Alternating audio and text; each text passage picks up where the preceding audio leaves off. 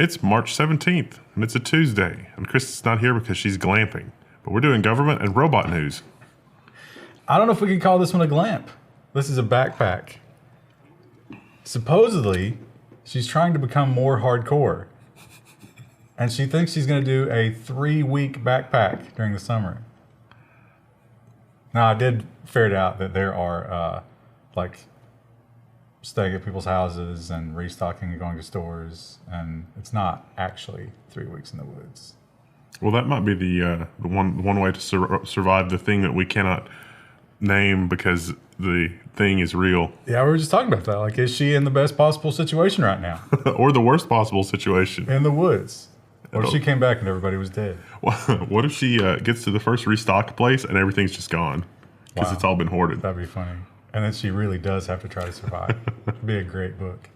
She's eating like squirrel fritters and squirrel barbecue. I don't think she can catch a squirrel. Well, today we're talking about government and robot, and the world is shutting down. But one thing that is not shutting down is the Trump administration's enmity toward Chinese companies. Trump has signed a law banning the use of federal funds to purchase Huawei equipment. This is another follow-up. There's not really a lot of new information here in this story. Well, just that it's now It's official. now a law. Yeah, it's now official. We covered it when it went through the House and when it went through the Senate, and now It's legit. it's going to happen. Surprising no one. At a time when the global economy is on a bit of a stretch of bad luck, let's go ahead and poke it with a stick. And that's not the only company, or the only Chinese company, that the government is not a big fan of. And the other one is perhaps more of a threat because a lot more people use it that are in the government, and they don't like that. Senate bill seeks to ban Chinese app TikTok from government work phones. Now, I thought we had a story like 6 or 7 episodes ago where it's like TikTok is not from a Chinese company. There's a Chinese interest that owns the parent company that has TikTok. But yeah, the Senate is saying this is insanely dangerous. You know what's not on the ban though? That Communist Party devotional app that we covered a while back, which apparently has some incredible ability to install malware. You think a lot of people in the Senate are using that? Yeah. Also, the app that Jeff Bezos claimed got him hacked, Snapchat, also not on the list. I thought that was WhatsApp. Or WhatsApp. Yeah, you're right. It was WhatsApp. Well, that's Facebook, right? So, yeah. That's ours. China should ban that from us using it. That's how that works. There are some really good lessons about like how sometimes, we talk about like as if there's this great top-down machine putting back doors and things, but there are a couple cases where like some intelligence firm just found some employee and was like, hey, we're going to do this. We're going to give you money and we're going to set you up in a nice house, but you don't actually have a choice. Don't think that you have a choice because your choice is to take the money and be happy and forget about it and also work this very cleverly disguised backdoor into the code that is damn near impossible to notice and no one will be able to trace it back to you and we're going to give you all this stuff. But if you don't do it, we're going to murder your family. Was it Game of Thrones? Where it was like you either take the gold or the steel? Yeah. It is like that in real life. And it's not like one government entity approached the company and was like, we're going to do this with your products. No, they will directly attack the programmers, just the linemen. Family. Yeah. Family. Go after the family. That's the most effective strategy and one they're supposedly not averse to over there in the China. Well, the Huawei is maybe the latest threat that the government loves to go after, but 3 years ago, they went after a little company called ZTE. And interestingly, one thing to keep in mind as you read this headline is we know it was 3 years ago because that sanction just expired. So is this just auspicious timing, or maybe is there this like, oh, it's time to do that again? The U.S. is now investigating Chinese telecom giant ZTE for alleged bribery. ZTE pled guilty 3 years ago to violating U.S. sanctions against Iran and North Korea and just ended its probation period. There's a lot more to the story, actually. They were caught before their probation period ended doing some sort of bad things, and they said, oh, we've disciplined those employees. One, in fact, they gave them bonuses. But as part of the whole, like, Trump-China trade deal negotiation, he lifted the sanctions early, but the sanctions would have expired anyway recently. Well, new investigation.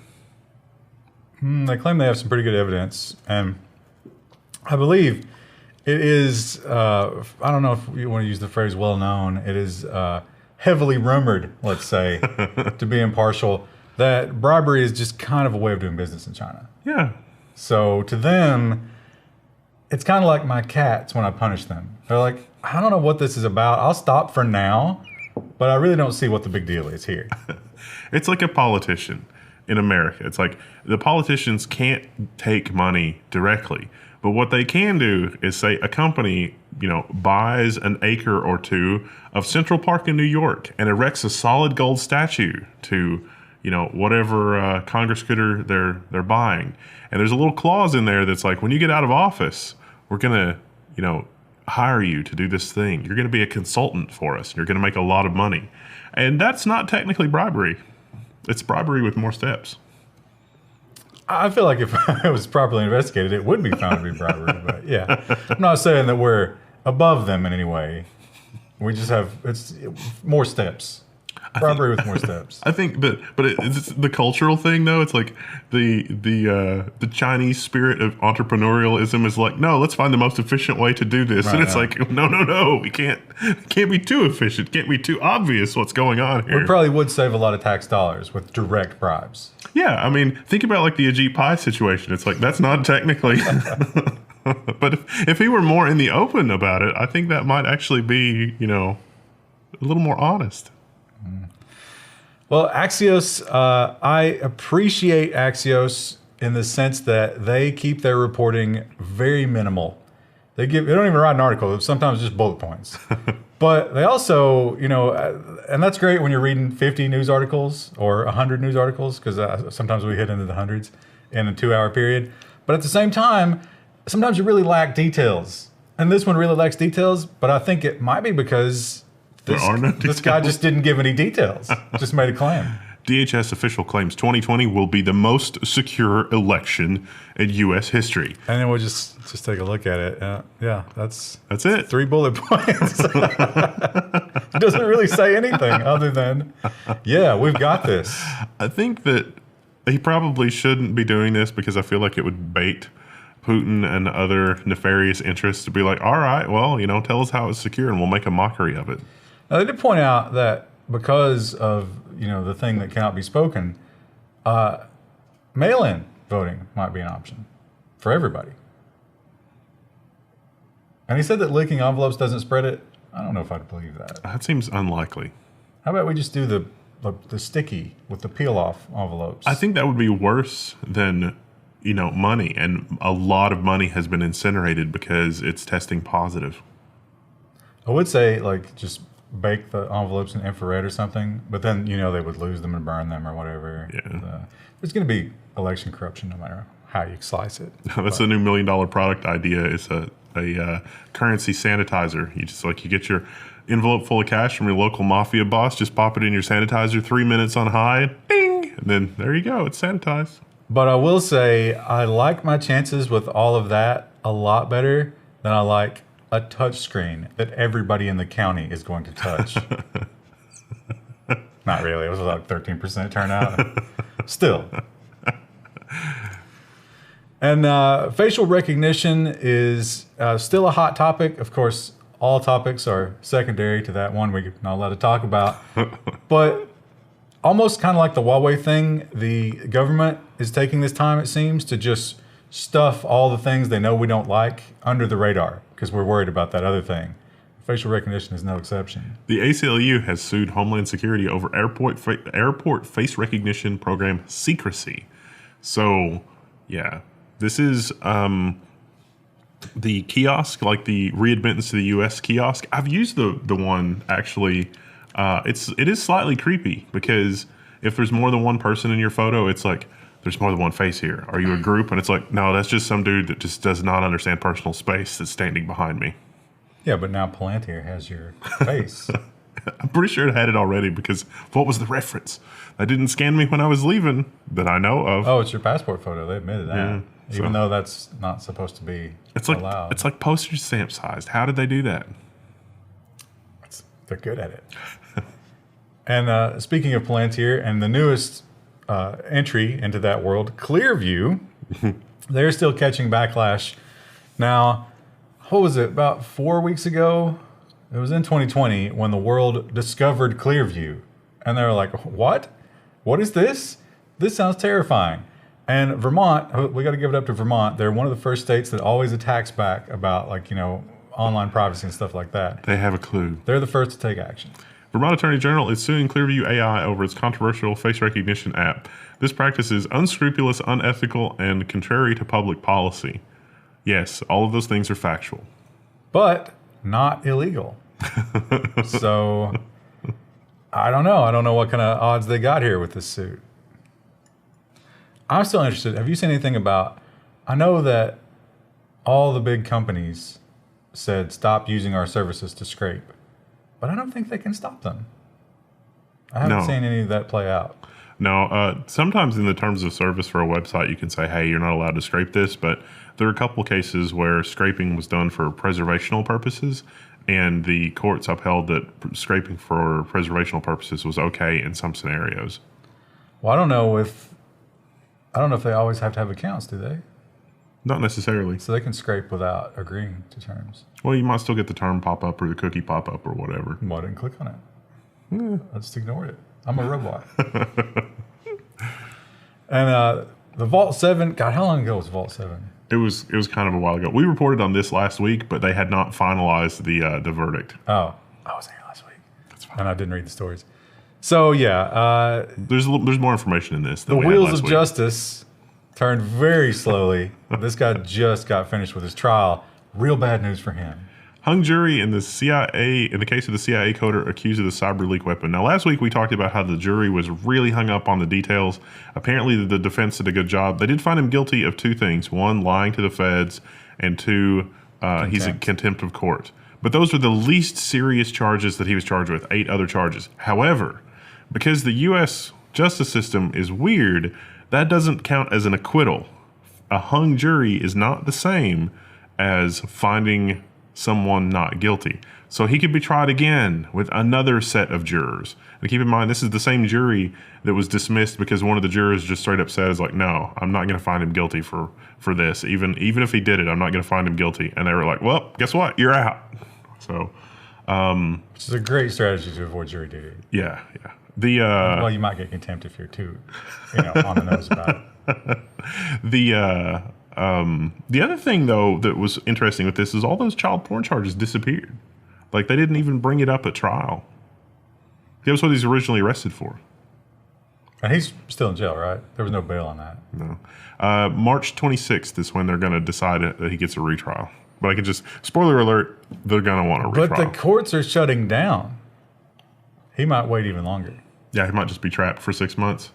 In a jail. In limbo. Just bursting at the seams with fires. Great.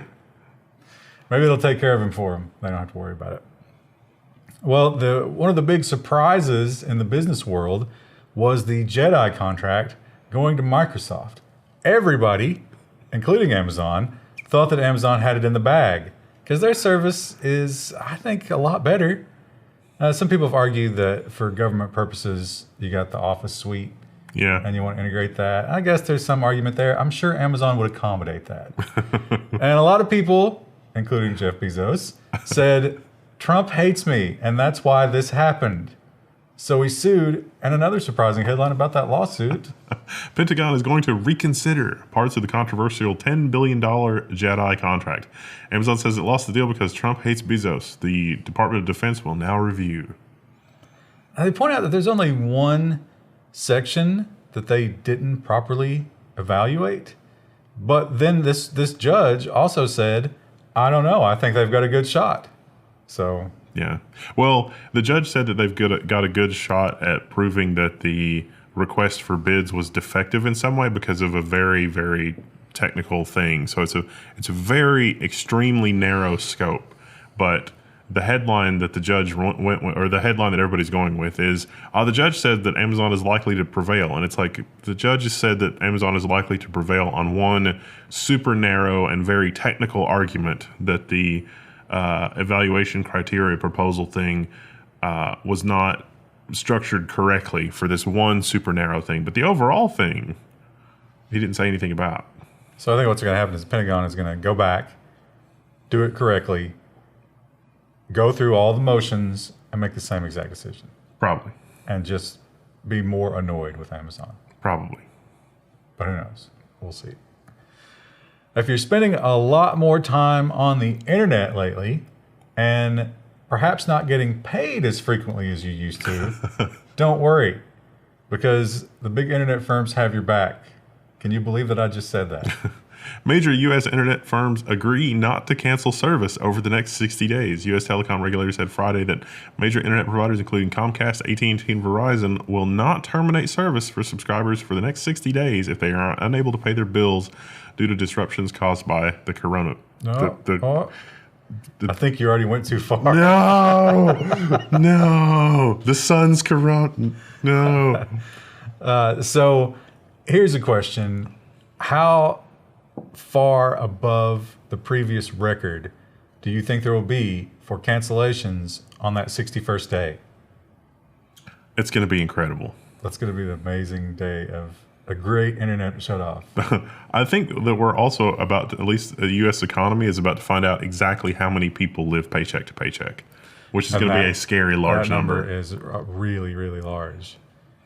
And a lot of those people are going to start robbing the rest of us. Seems likely. Not great. Well, the Department of Homeland Security had a worker, and he had a really great idea. He said to himself, they've got this software. They pay a lot of money for this. I bet I could just copy it and sell it to them because I'm smart. Well, he wasn't so smart.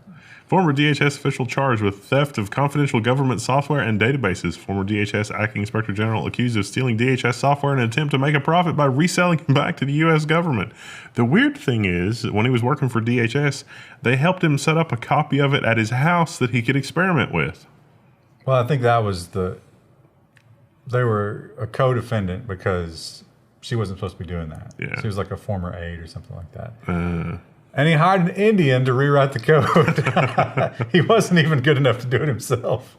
He had to hire that out. So it's a mess. This is the same guy that I think I read another version of this article that said that he'd been reprimanded before because when he was working on his PhD or his master's degree or something, he'd used department resources to try to help him with his PhD research. That's the kind of person you want in power. Yeah. That's great.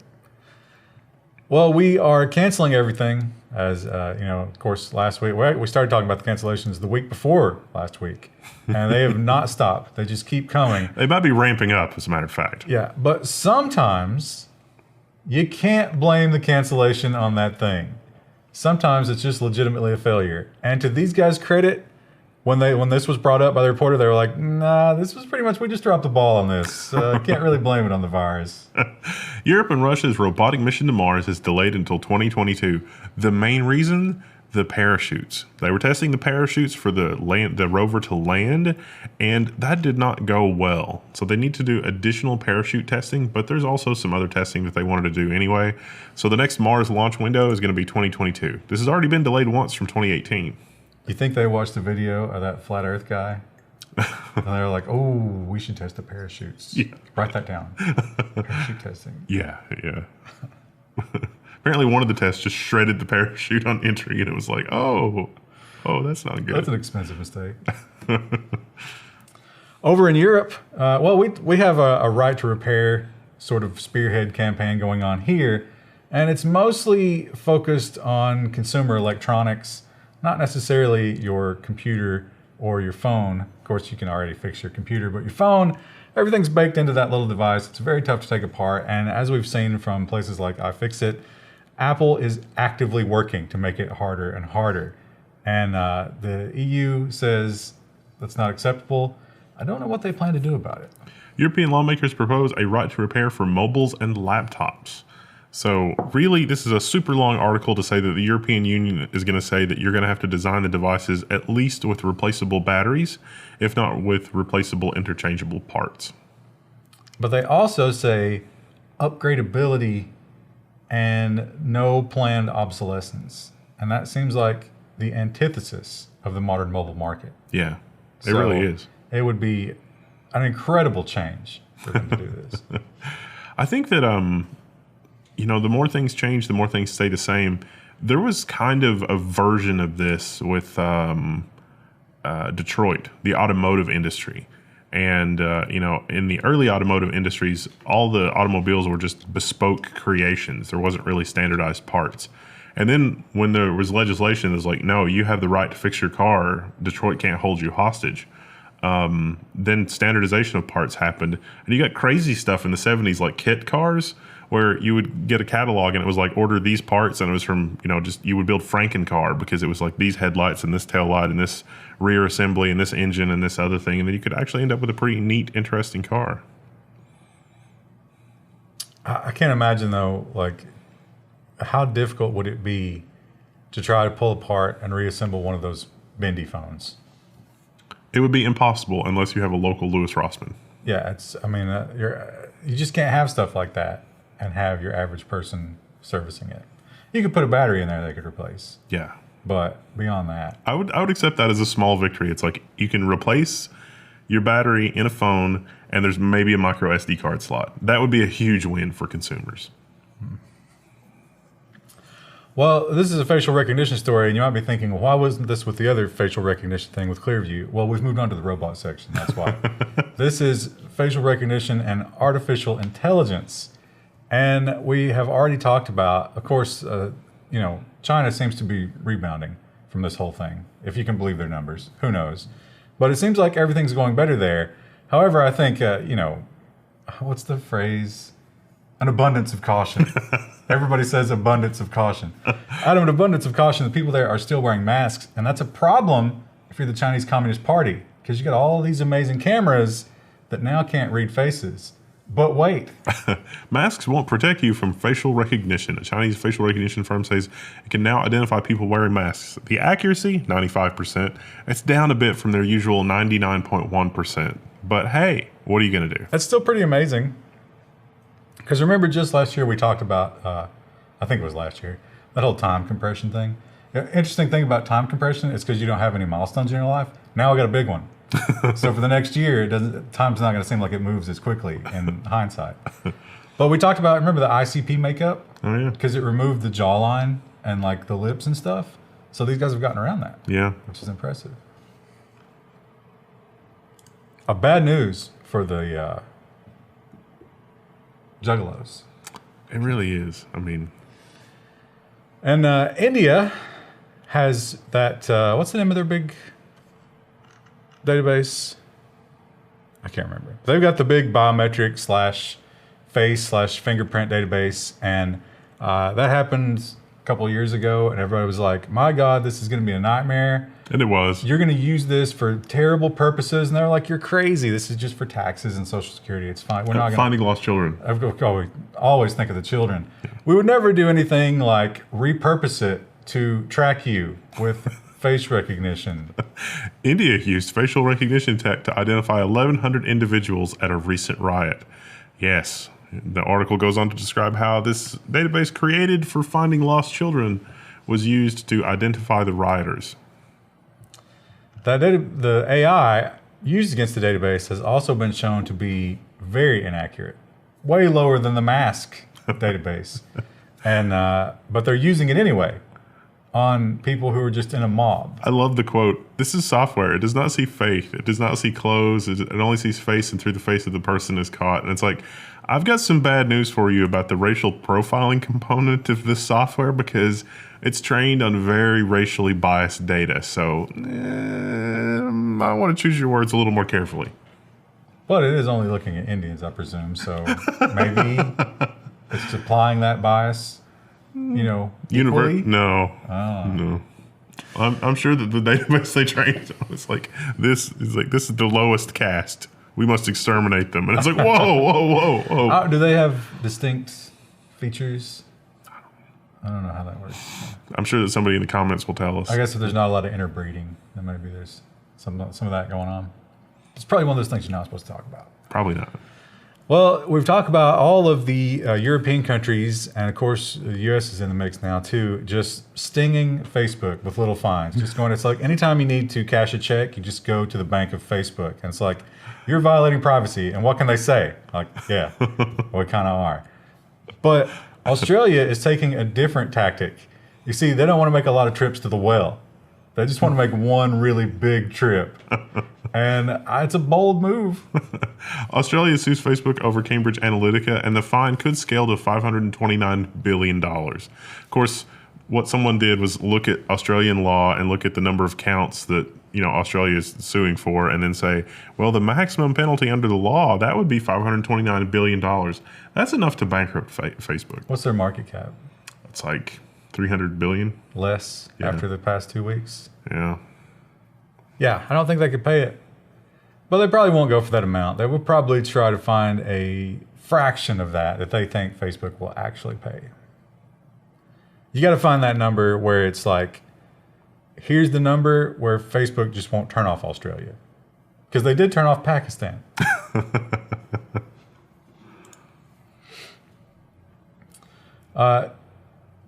Facial recognition in the U.S. is kind of synonymous with Palantir. They've got that crazy software that they share with police. And of course, now we have Clearview, who's entered the mix. But both of those act after the fact. It's kind of, and now China has the live system, which is way more impressive. 45-year-old in white slacks walking across the road. Yeah, and jaywalking. So by the time you get home, you've got the fine, and your social score has been lowered. Very impressive. One company looked at that and said, oh, yes, that's what we need here. This small company is turning Utah into a surveillance panopticon. This is from Motherboard. And we've got several stories about this company, I think. And they may have all been consolidated. I'm not sure. This is a story about a company called Banjo. Yeah, we'll probably just delete the other one. I think it's almost the same story and another thing. It turns out Banjo actually operates a whole bunch of other companies semi-anonymously, sort of surreptitiously. One of them, I think, was called like the Pink Unicorn Company or something like that. Oh, that's the other story. So the Pink Unicorn was what they did before, but they've abandoned that, which was equally, we'll talk about it later, but in another episode. It was equally bad. But this one, now they've moved on past their Pink Unicorn days, and they're just doing this live AI. It's still so horrifying, just because, like, it's the darkest use of AI that you could possibly think of for Orwellian surveillance of citizens. And they're like, yeah, this is great.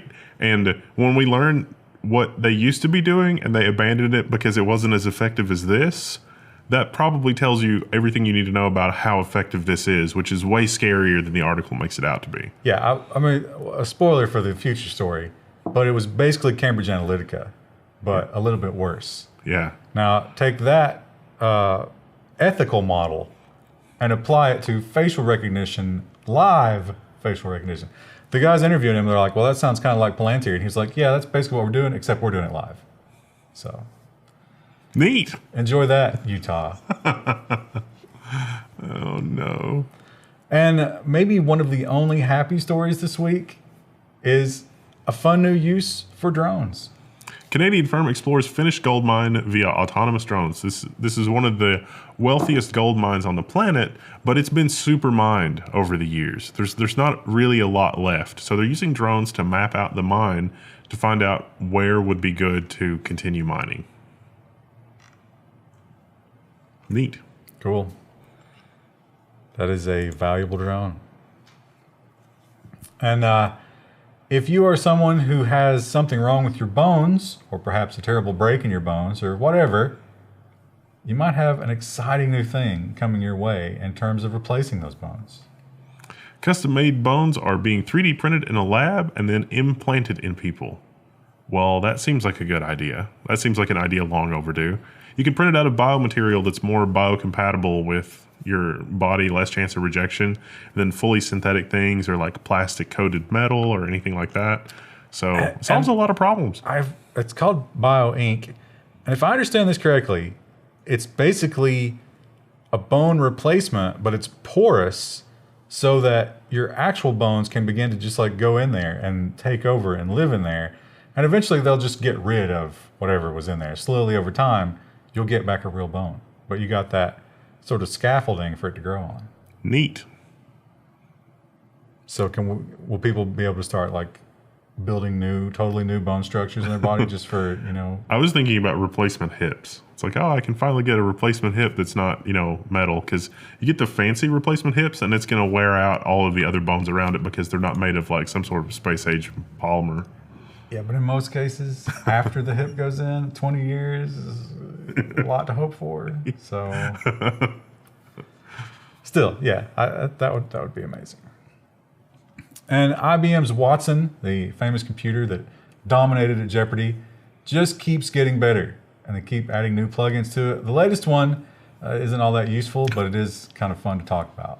Artificial intelligence. IBM's Watson now understands idioms after a quote-unquote sentiment update. The first time I read this headline was, it understands idioms because it's now sentient. And I was like, what? And then I was like, oh no, sentiment. Sentiment. Okay, we're good. We're good. So yeah, just all of our little colloquial phrases. Hardly helpful, hot under the collar, over the moon. Watson understands those now. Neat. So it'll be harder when you're like on the phone with the resistance trying to talk in a way that the AI can't follow. It'll be way harder to do that now. Yeah, that's not good. Tomorrow will be business, and I don't remember what the other one will be. Find out. There's not really a lot of news this week because everything is turned off. Yeah, preview for tomorrow, that's canceled. The news isn't canceled. Just everything in the news is canceled. We're surviving. It's fine. We'll see you then. See ya. Chris is not here to say bye. Yeah, well, nah.